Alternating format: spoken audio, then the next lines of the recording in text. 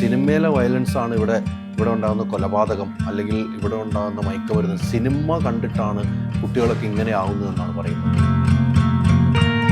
പാലം കെട്ടാൻ വേണ്ടിയിട്ട് 10 രൂപ ചിലവാക്കിയിട്ട് 100 രൂപയുടെ ബില്ലടിച്ചെടുക്കുന്നതിന് നിങ്ങൾ ഇങ്ങനെ കുറ്റം പറയത്തില്ലല്ലോ.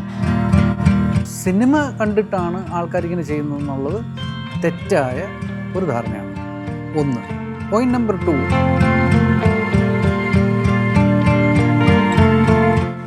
ആർഗ്യുമെന്റിന് യാതൊരു വാലിഡിറ്റി ഇല്ലെന്നല്ല, അതിനേക്കാൾ ഉപരിയായിട്ട് വേറെ എന്തൊക്കെയോ നമ്മുടെ സമൂഹത്തിൽ നടക്കുന്നുണ്ട്.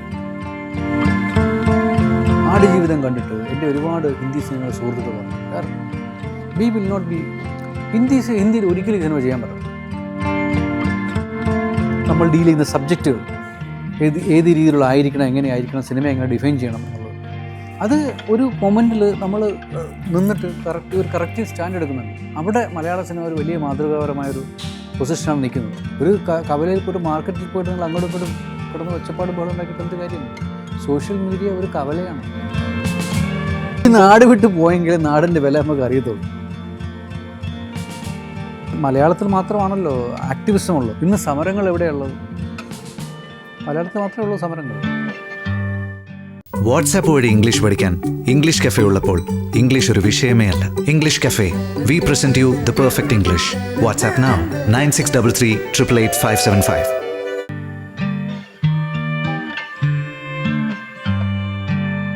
നമസ്കാരം.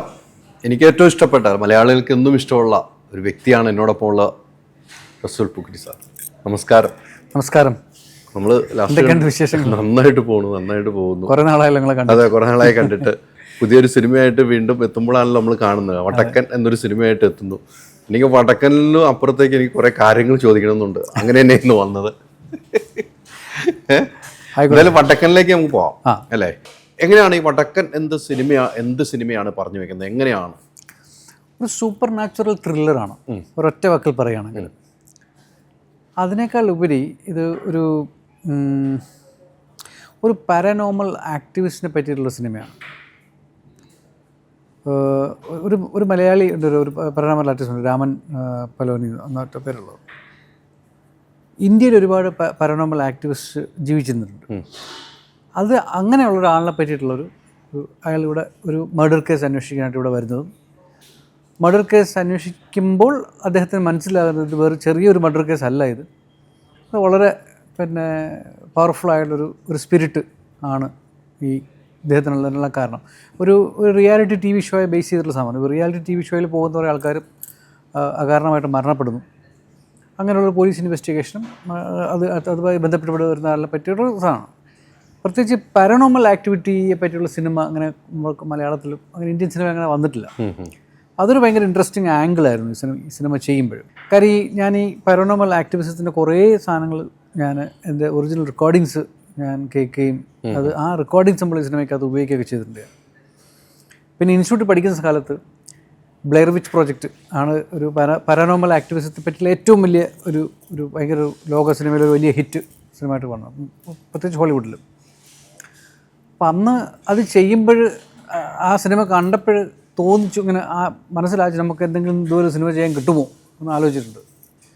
അങ്ങനെ ഈ ഒരു സാധനം കയ്യിൽ വന്ന് വിട്ടു. അവനെ കൃത്യമായി ഒരു ആധികാരികമായിട്ട് തന്നെ ചെയ്തു വിട്ടു. ആധികാരികമായിട്ട് ചെയ്തു വിട്ടു. അല്ല, അതിനകത്ത് സ്റ്റഡി ഉണ്ടായിരുന്നു എന്ന് പറഞ്ഞല്ലോ അല്ലേ? അതായത് സാധാരണ നമ്മളൊരു ഹൊറർ ഫിലിമൊക്കെ ചെയ്യുമ്പോൾ പൊതുവേ ആൾക്കാർക്കുള്ള ധാരണ, ഒരു മെയിൻ സ്ട്രീം ഓഡിയൻസിനുള്ള ധാരണ, ശബ്ദമൊക്കെ ഇട്ട് ഒച്ചപ്പാടുണ്ടാക്കി ആൾക്കാരെ പേടിപ്പിക്കുക. ഇതാണ് ശബ്ദത്തിൻ്റെ കടമ ഒരു ഹൊറർ ഫിലിമിനകത്ത്, ആൾക്കാരെ പേടിപ്പിക്കുക. ഞാൻ കരുതി ആ ഒരു സംഭവം മാറ്റി വയ്ക്കും. ഒച്ചയിട്ട് ആൾക്കാരെ പേടിപ്പിക്കുന്നൊരു സംഭവം ഞാൻ ഈ സിനിമയിൽ ചെയ്യുന്നില്ല, അത് മാറ്റി വയ്ക്കുക. മാറ്റി വെച്ചിട്ട് ഈ ഭയം, പേടി എന്നത് എന്താണ് പേടി? അത് നമുക്കിങ്ങനെ പെട്ടെന്ന് ഉണ്ടാകുന്ന ഞെട്ടലാണോ പേടി, അതോ പേടി സ്ഥായിയായ ഒരു വികാരമാണോ?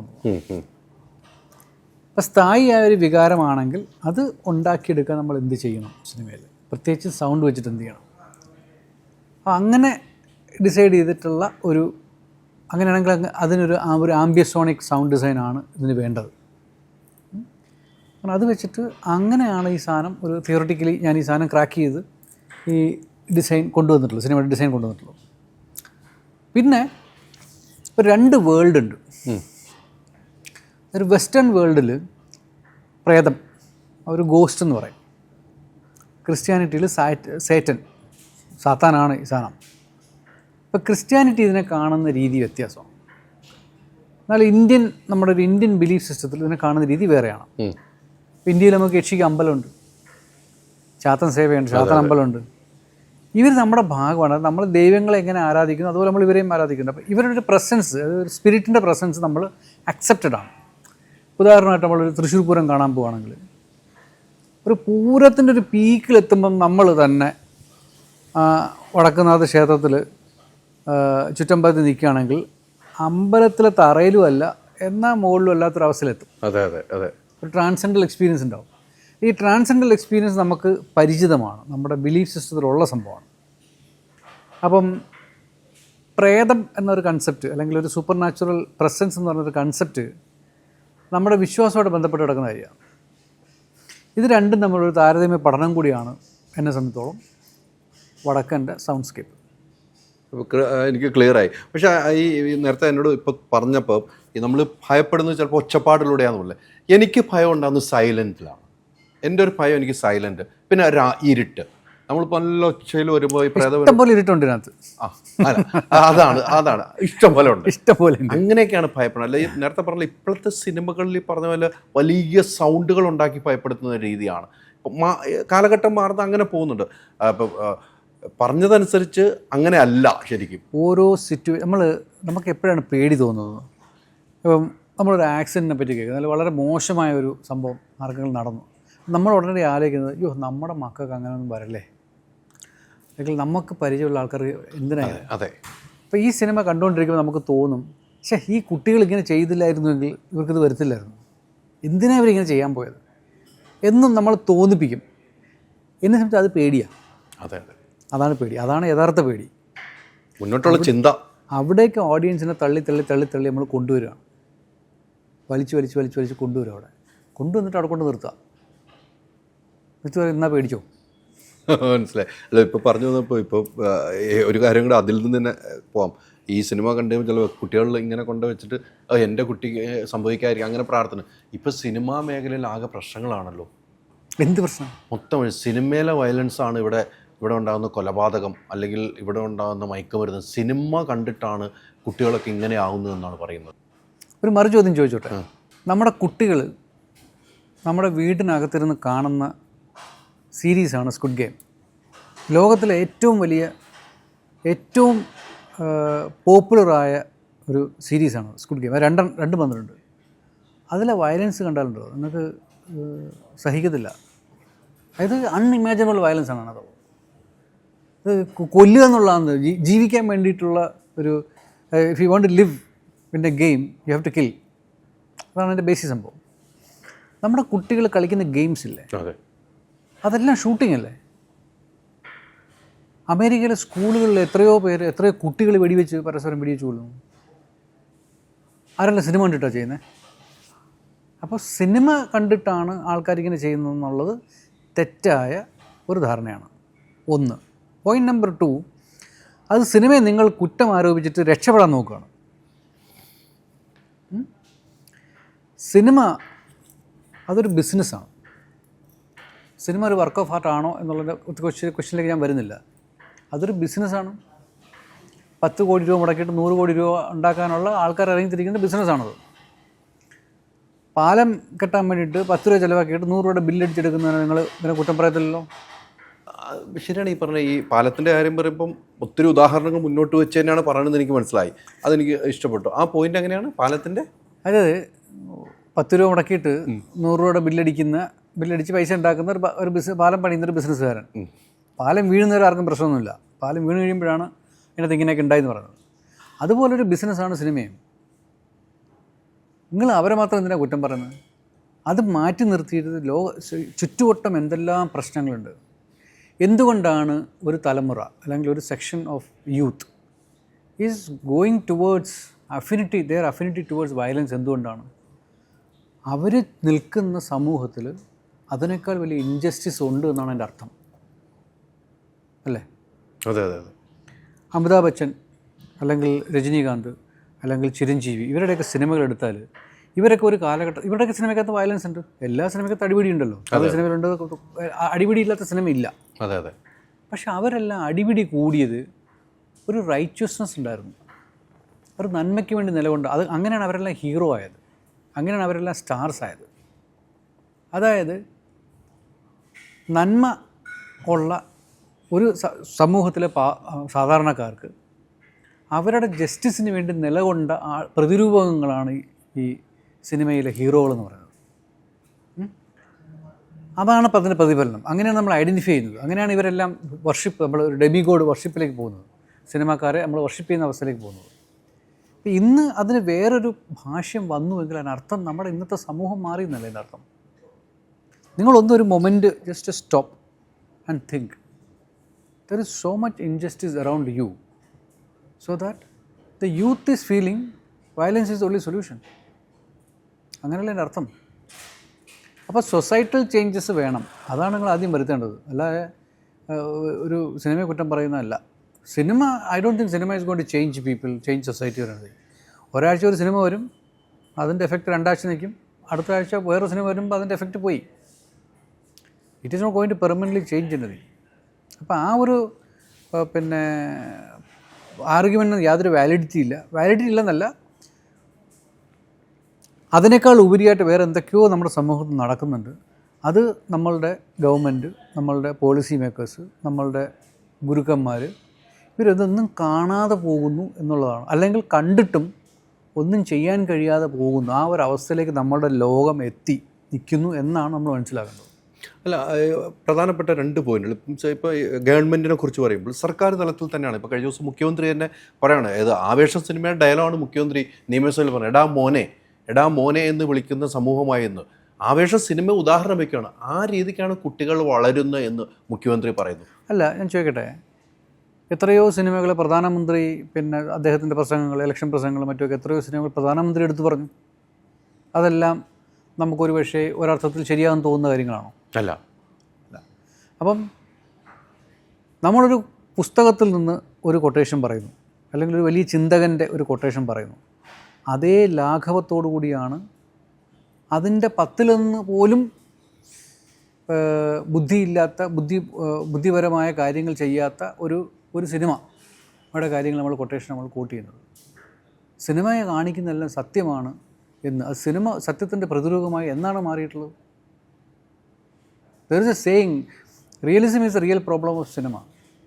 Cinema is not reality, it is recreation of reality. It's make-believe world. അതെടുത്തിട്ട് നിങ്ങൾ എന്തിനാണ് ഇതാണ് ഇങ്ങനെയൊക്കെയാണ് ലൈഫ്, നിങ്ങൾ മുഖാന്തരമാണ് ഞങ്ങളെല്ലാം ആൾക്കാരെല്ലാം ജീത്തിയപ്പോൾ എന്ന് പറയുന്നത്. It is N escapism. Cinema എന്ന മാധ്യമം പറയുന്നതും സമൂഹത്തിൽ നടക്കുന്ന വിപത്തുകളെ ചിത്രീകരിച്ച് സിനിമ രൂപത്തിൽ കാണിക്കുകയാണ്. അങ്ങനെയുണ്ട് ഇതിനകത്ത്.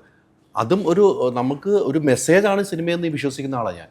സമൂഹത്തിൽ നടക്കുന്ന പല വിപത്തുകളും സിനിമയിൽ മാധ്യമം എന്ന രീതിയിലേക്ക് സിനിമ കാണിച്ചു തരികയാണ് നമ്മളെ. ആ വിപത്തിൽ നമ്മൾ പോകരുതെന്നാണ് സിനിമ പറയുന്നതെന്ന് ഞാൻ വിശ്വസിക്കുന്നു. അതായത് alcohol can be N addiction, drugs can be addiction, cinema cannot be addiction. അതെ. Maximum it can do some imitation. Cinema is not the problem. Of course, പിന്നെ സിനിമയ്ക്ക് പ്രോബ്ലം ഇല്ല എന്ന് ഞാൻ പറയുന്നില്ല, ഉണ്ട്. ഇപ്പം അമിതാഭ് ബച്ചന് നമ്മളൊരു പ്രത്യേക ഒരു ഡയലോഗ് കൊടുത്തുനിരിക്കട്ടെ, അദ്ദേഹം അത് വായിച്ച് നോക്കിയിട്ട് ഇത് ഞാൻ പറയാൻ പറ്റുന്ന ഡയലോഗാണോ എന്ന് അദ്ദേഹം ചിന്തിച്ചു നോക്കും. എന്നെപ്പോലെ ഒരാൾ, സമൂഹത്തിൽ ഇത്രയും വിലയും നിലയുമുള്ള ആളുകൾ ഉറ്റുനോക്കുന്ന ഒരാൾ, ഞാൻ പറയാൻ പറ്റുന്ന ഒരു ഡയലോഗാണോ ഇത്? ഇപ്പം സ്ത്രീകളെ ആക്ഷേപിക്കുന്ന ഡയലോഗുകളോ അല്ലെങ്കിൽ മറ്റേതെങ്കിലും സമൂഹത്തെ ആക്ഷേപിക്കുന്ന ഡയലോഗുകളോ ആണോ എന്ന് അദ്ദേഹം ആലോചിച്ച് നോക്കിയിട്ട് അദ്ദേഹത്തിന് ശരിയായെന്ന് തോന്നില്ലെങ്കിൽ അദ്ദേഹം ചേഞ്ച് ചെയ്യാൻ പറയും. അതുപോലെ ഇന്ന് നമ്മുടെ ഇൻഡസ്ട്രിയിലുള്ള വലിയ വലിയ സ്റ്റാറുകൾ, നടന്മാർ, നടിമാർ, അവർ സ്വയം ഒരു ബൗണ്ടറി ഇതിനുണ്ടാക്കേണ്ടത് അത്യാവശ്യമായിരിക്കും. സിനിമ ഉണ്ടാക്കുമ്പോൾ നിർമ്മാതാവിന് പൈസയാണ് പ്രശ്നം, ഡയറക്ടർക്ക് ഒരു സക്സസ്സാണ് പ്രശ്നം. പക്ഷേ ഒരു നടനോ നടിക്കോ അല്ലെങ്കിൽ ഒരു സ്റ്റാറിന് അവർക്ക് കൺസിസ്റ്റൻസിയാണ് പ്രശ്നം. ഈ സിനിമ കഴിഞ്ഞിട്ടും അവർക്ക് ഓഡിയൻസ് വരണം, അവരെ കാണണം. അപ്പം അവർ കൊടുക്കുന്ന ഒരു സന്ദേശം എന്താണ്, ഈ ലെവലിൽ നമ്മൾ ചെയ്യണമോ വേണ്ടയോ എന്നുള്ള ഒരു സെൽഫ് അസസ്മെൻറ്റ് അവർ ചെയ്യണം. കാര്യം അവരാണ് ഇൻഡസ്ട്രി, അവരാണ് ബിസിനസ് കൺട്രോൾ ചെയ്യുന്നത്. ഒരു മമ്മൂക്കയോ ഒരു മോഹൻലാലോ അല്ലെങ്കിൽ ഒരു ഫഹദോ ഇങ്ങനെയുള്ള ആളുകൾ അവരെ ഒരു സ്വയം ഒരു എന്താ പറയുക, ഒരു സെൻസർഷിപ്പ് അവർ സ്വയം ചെയ്യണം. ഇത് നമുക്ക് ചെയ്യണ്ട, ഈ ലെവലിലേക്ക് നമുക്ക് പോകണ്ട, നമുക്ക് നമ്മുടെ സിനിമ ഇങ്ങനെ തരം താഴ്ത്തി കാണിക്കണ്ട, അല്ലെങ്കിൽ അതൊരു സ്വയം തീരുമാനം എടുക്കണം. എന്നാലേ നമുക്കൊരു ഇൻഡസ്ട്രിക്ക് ഒരു പുതിയൊരു നയം ഉണ്ടാവുള്ളൂ, ഒരു പുതിയൊരു ഫ്ലറിഷിങ് ഉണ്ടാവുള്ളൂ.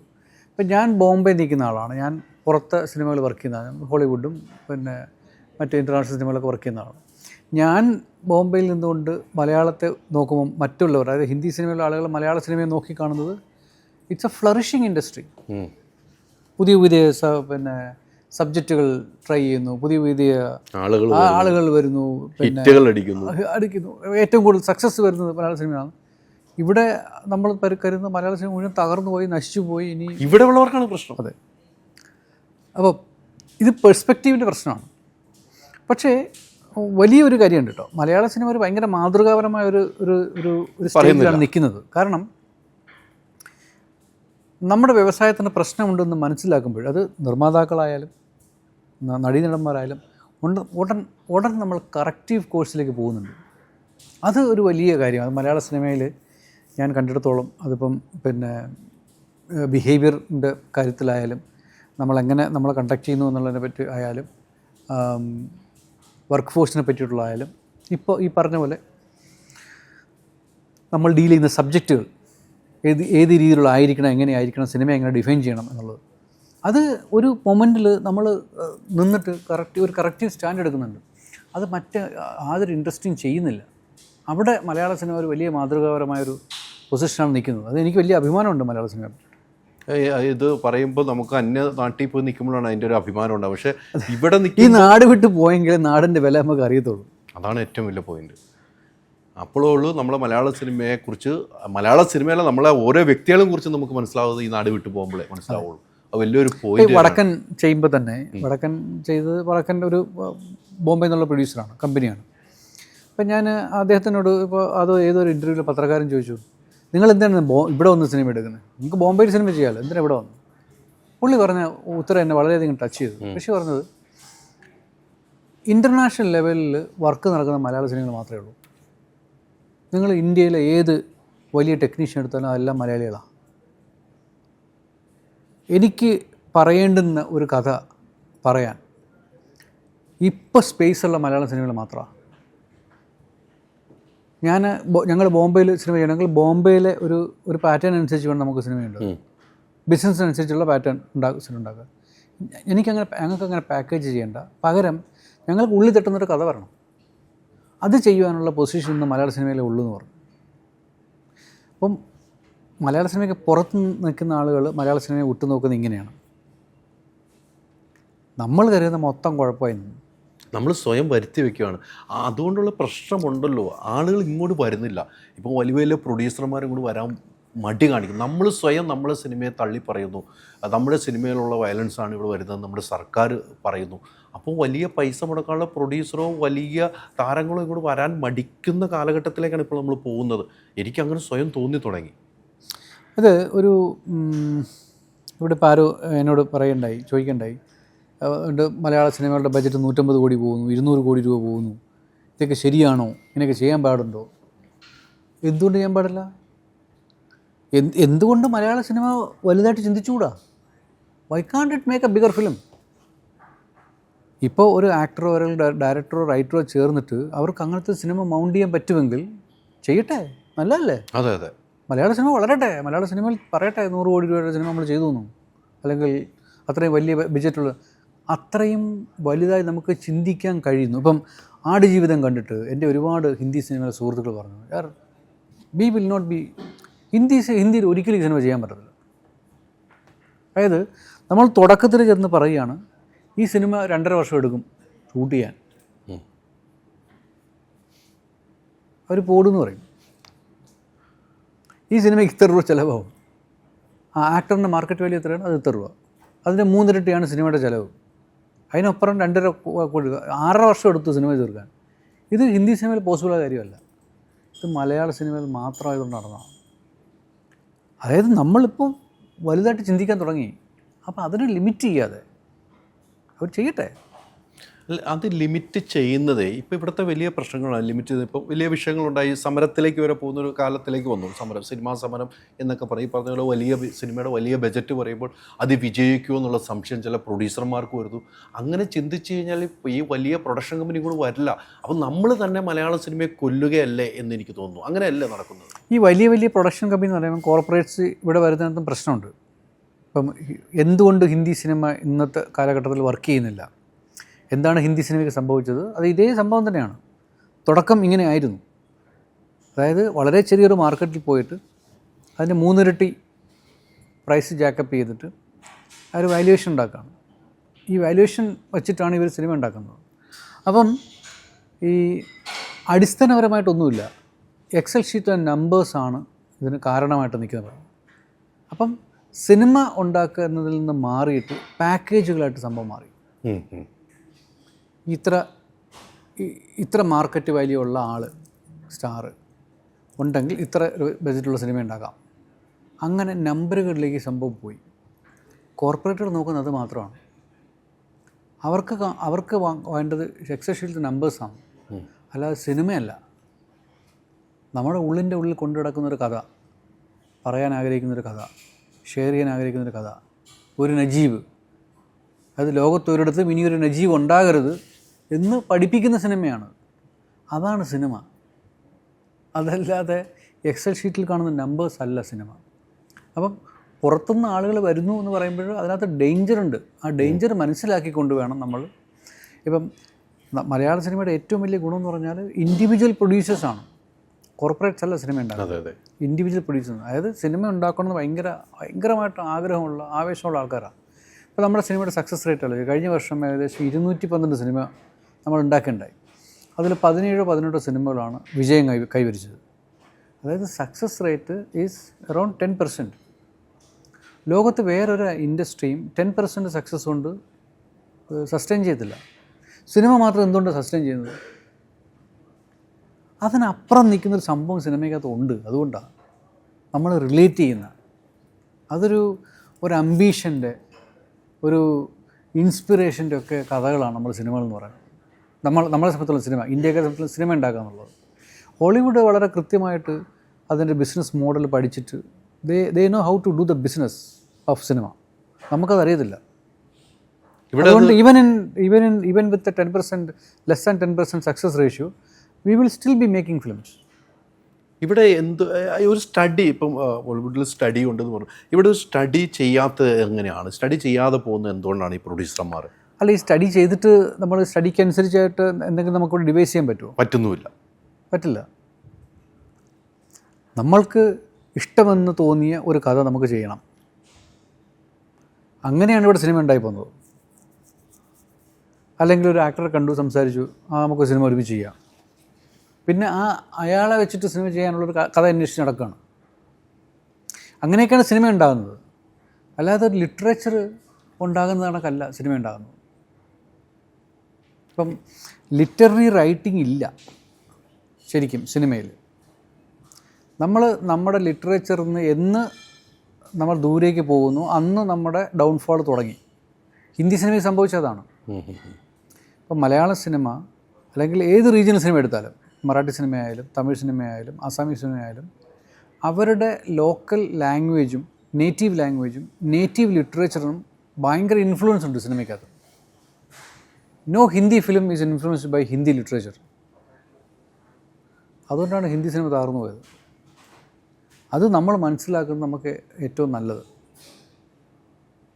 വലിയൊരു പോയിൻ്റാണ് കേട്ടോ പറയുന്നത്.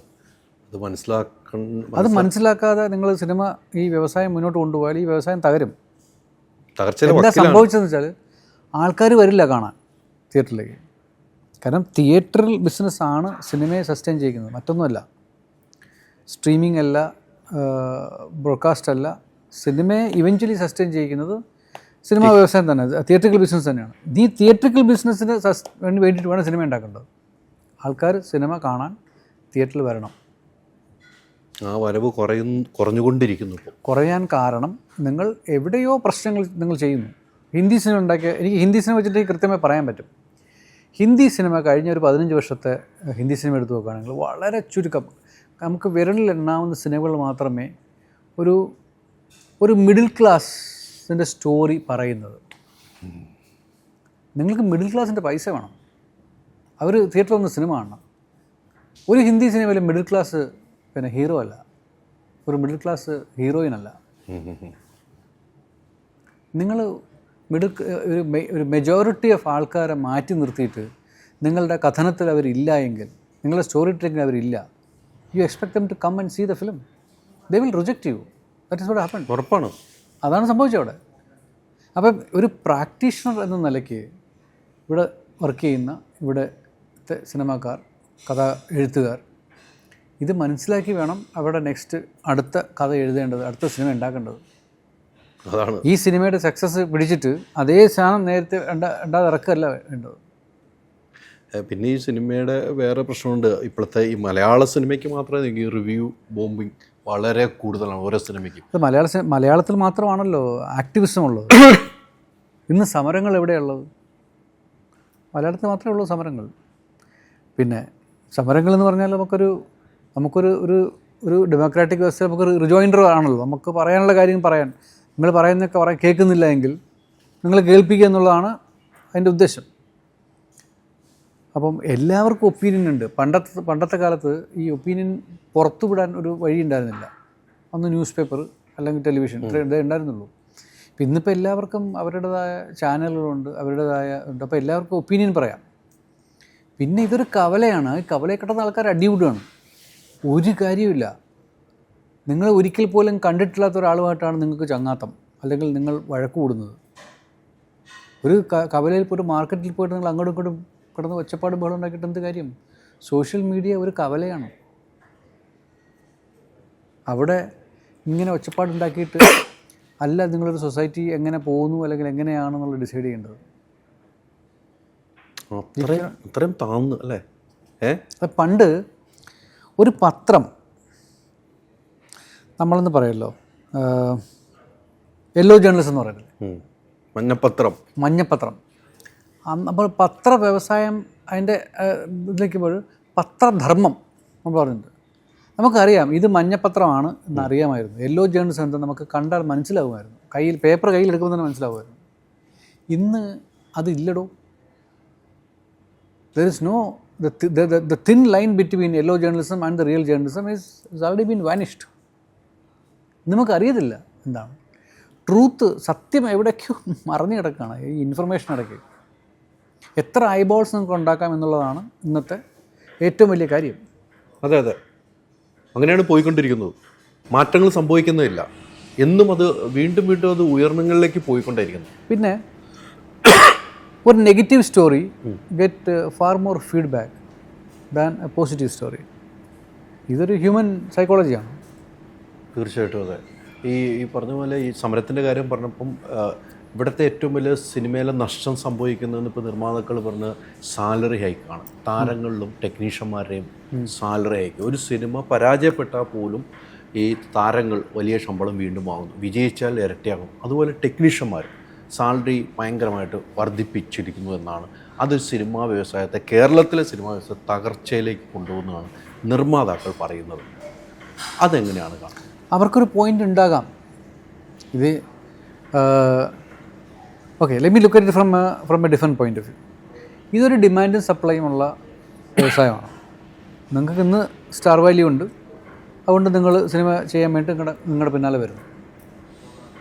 നിങ്ങളുടെ സിനിമയ്ക്ക് ഒരു വാല്യൂ ഉണ്ടാക്കി, മൂല്യം ഉണ്ടാക്കണം. ഇത്ര പൈസയ്ക്ക് അധികം ഇയാൾക്ക് നമുക്ക് കൊടുക്കാൻ പറ്റത്തില്ല. അതിനപ്പുറമാണ് അയാൾ നിൽക്കുന്നത്. നിങ്ങൾ അയാളെ വേണ്ട, വേറൊരാളെ വെച്ചിട്ട് സിനിമ എടുക്കുക. അത് പറയാനുള്ള ചങ്കൂറ്റം, അത് ചെയ്യാനുള്ള ചങ്കൂറ്റം ഇവിടുത്തെ നിർമ്മാതാക്കളില്ല. ഇവിടുത്തെ സ്റ്റാർ പറഞ്ഞാൽ എന്ത് വാങ്ങാം, അവരുടെ വാല്യൂ കൊടുക്കാം. സിനിമയ്ക്ക് ആക്ച്വലി കോൺട്രിബ്യൂട്ട് ചെയ്യുന്ന ഒരാൾക്ക് അത് നിങ്ങൾക്ക് അത്രയും പൈസ കൊടുക്കാൻ പറ്റില്ല. ഇങ്ങനെയൊക്കെ ഒരുപാട് കോംപ്ലിക്കേഷൻ ഉണ്ട്. അപ്പം പിന്നെ ഒരു സ്റ്റാറിൻ്റെ പെർസ്പെക്റ്റീവിൽ നിന്ന് പറഞ്ഞു നോക്കൂ, ഒന്ന് ആലോചിച്ച് നോക്കൂ. അയാളുടെ സ്റ്റാർ വാല്യൂ വെച്ചിട്ടാണ് സിനിമ ഉണ്ടാകുന്നത്. So he will command his price അല്ലേ? സിനിമ ഫ്ലോപ്പായാൽ അയാൾക്കാണല്ലോ ഏറ്റവും വലിയ നഷ്ടം. എന്ന് ഇമേജ് ഇടിയുന്ന അയാൾക്കാണല്ലോ. അതെ അതെ. അപ്പം അവരുടെ ഒരു ഇമേജ്, അവരുടെ വാല്യൂ അവർ റിസ്ക് ചെയ്യുന്നുണ്ട്. അപ്പോൾ അതിന് പൈസ ചോദിക്കുന്നു. They are justified from their point of view. അത് കൊടുക്കാൻ ഇവർ തയ്യാറാകുന്നു. It is up to you whether you should give that kind of അങ്ങനെയുള്ള സംഭവത്തിൽ നിങ്ങൾ whether you should heed to that. It's up to you. You have to take a stand. And industry has to take a stand. No, this not possible. ഇത് മറ്റ് ഭാഷകൾ നടക്കുന്നത്, ഇപ്പോൾ ബോംബെയിലാണ് കൂടുതൽ സിനിമകൾ, അന്യ ഭാഷകൾ സിനിമയൊന്നും, അവിടെ ഇത്ര ഇഷ്യൂസ് ഉണ്ടോ? ഉണ്ടല്ലോ, ഉണ്ട്, ഭീകരമായിട്ടുണ്ട്. അത് ഇപ്പോൾ ഹിന്ദി സിനിമയുടെ തകർച്ചയ്ക്ക് കാരണം അതാണ്. അത് തന്നെയാണ് ഇപ്പോൾ നിർമ്മാതാക്കൾ ഇവിടെയും പറയുന്നത്. അതെ, അത് തന്നെയാണ് അവിടുത്തെ സിനിമകളുടെ തകർച്ച. ഒന്നുകിൽ നിങ്ങൾ ചരിത്രത്തിൽ നിന്ന് പഠിക്കുക, അല്ലെങ്കിൽ പോയിട്ട് അനുഭവിച്ച് പഠിക്കുക. അവരുടെ പിന്നിൽ പോകാതിരിക്കുക.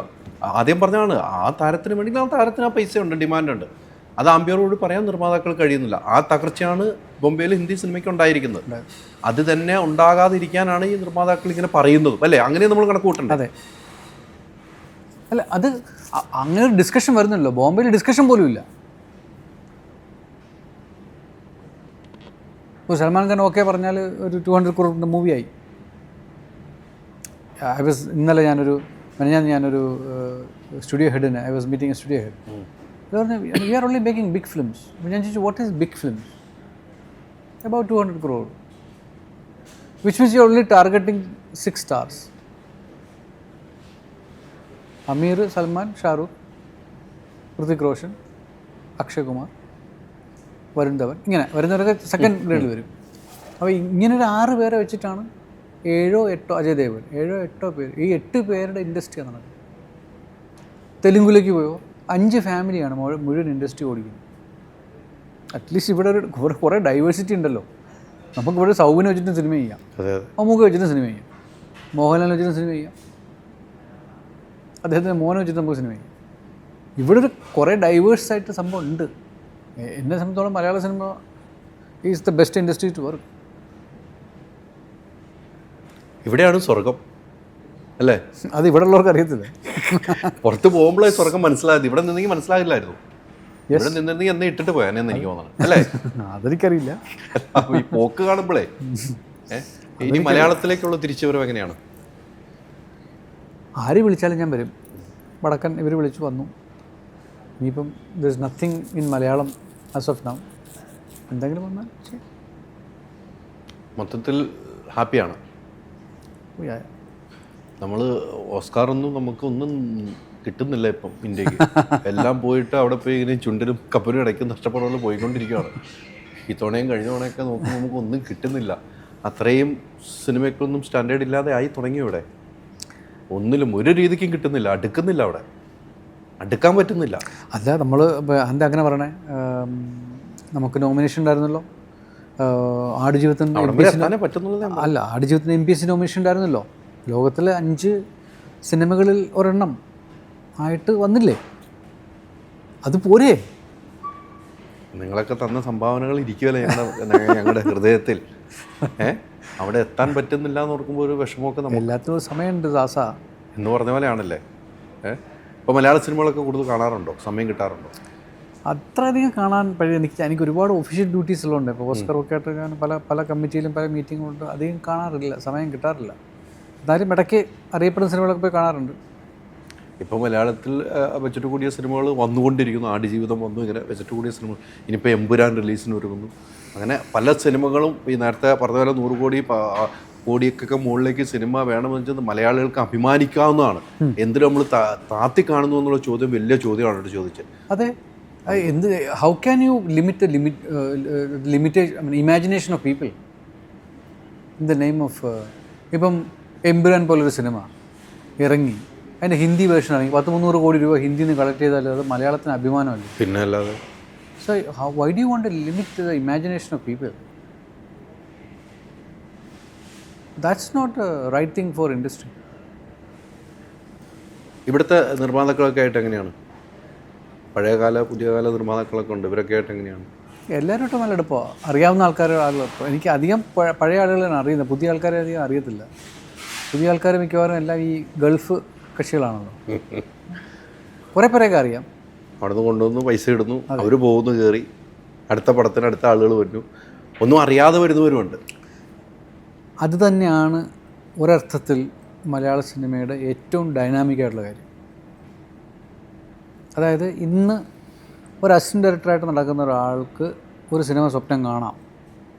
അവനൊരു സിനിമ എഴുതിയാൽ ഇതെനിക്ക് ആരെങ്കിലും കൊണ്ട് പ്രൊഡ്യൂസർ കണ്ടുപിടിച്ച് സിനിമ ഉണ്ടാക്കാൻ പറ്റും എന്നൊരു സംഭവമുണ്ട്. ബോംബെയിൽ അതില്ല, ഇപ്പോൾ നടക്കത്തുമില്ല. പണ്ടുണ്ടായിരുന്നു അല്ലേ? അതെ. ഈ മലയാള സിനിമകൾ ഇപ്പോൾ ഒന്നിനൊന്നിനും മെച്ചമായിട്ട് തന്നെ പറയാം. ഈ ഹിന്ദി സിനിമകൾ താഴത്തേക്ക് തന്നെയാണ് പോയിക്കൊണ്ടിരിക്കുന്നത് എനിക്ക് തോന്നുന്നത്. ഇപ്പോൾ വേറെ എല്ലാ ഭാഷയിലെടുത്താലും മലയാള സിനിമയ്ക്ക് അതിൻ്റെ ആ ഒരു വില അന്നും ഇന്നും ഒരുപോലെ നിൽക്കുന്നു. ഒന്നിപ്പോൾ ഒരു പടിയും കൂടെ ഉയരത്തിലേക്കല്ല പോകുന്നത് മലയാള സിനിമകൾ.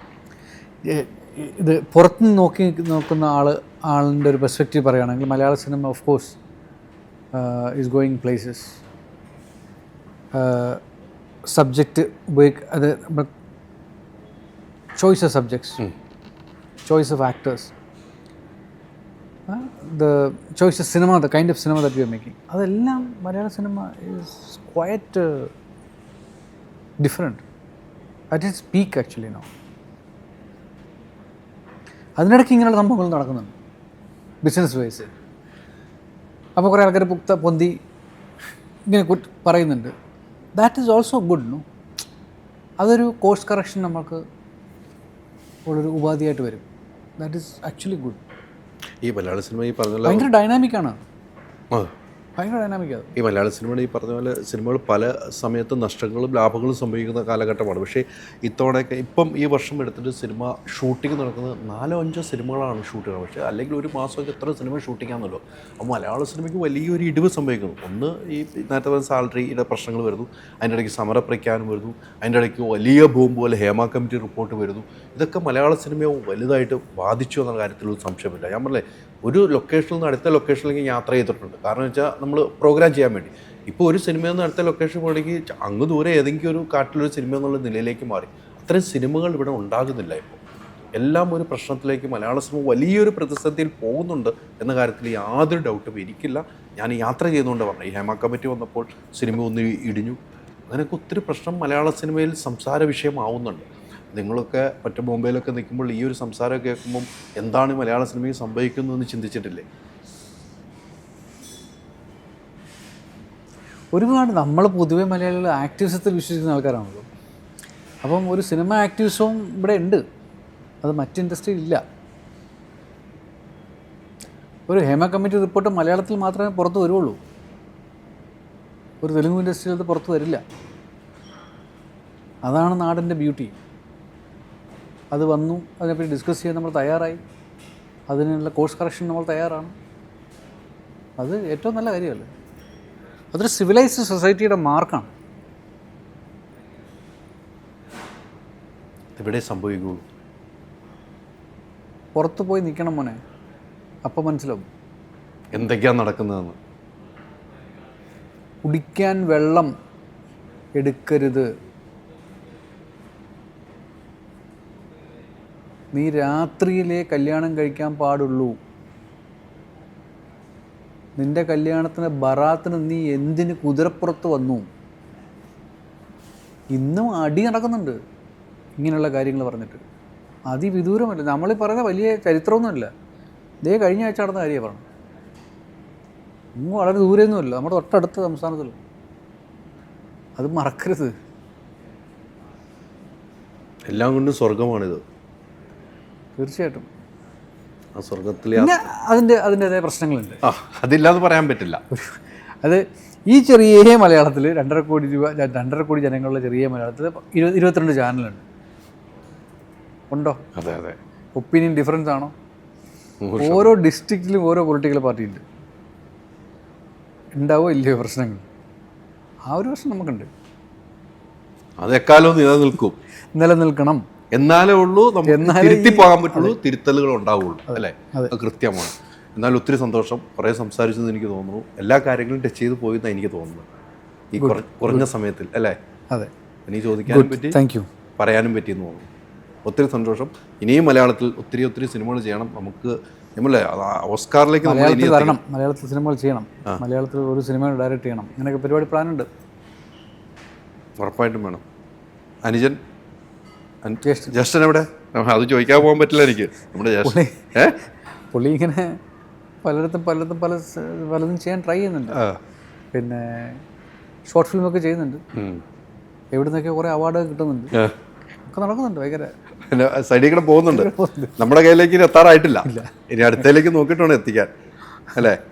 അപ്പോൾ ഉടനെ പ്രതീക്ഷിക്കാവൂ മലയാളത്തിലുള്ള ഡയറക്ഷൻ? ഞാനൊരു സിനിമ പ്ലാൻ ചെയ്യുന്നു. മണിപ്പൂരയിലാണ് അല്ലേ? അതെ, അതുണ്ടാകണം. ഞങ്ങളെല്ലാം കാത്തിരിക്കുകയാണ്. ഒത്തിരി സന്തോഷം. Thank you.